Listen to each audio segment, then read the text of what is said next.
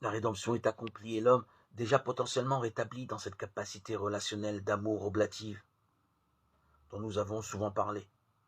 Cette grande victoire sera manifestée à toute l'humanité par la résurrection du Christ au troisième jour. C'est l'apothéose de l'événement pascal au double visage de passion et de résurrection. Mais alors pourquoi nous parler de transpercement? D'ailleurs, qui nous en parle? Il s'agit du disciple que Jésus aimait.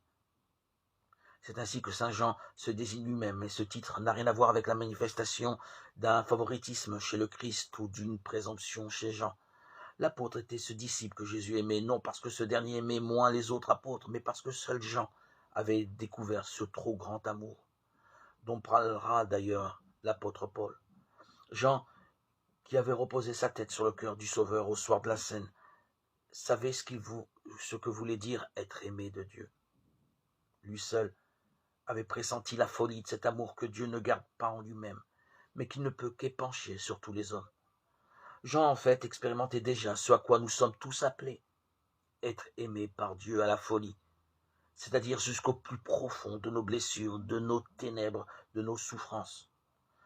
Jean savait bien que nul ne pourrait le ravir à cet amour de compassion qui brûle le cœur de Dieu et consumer le cœur du Christ.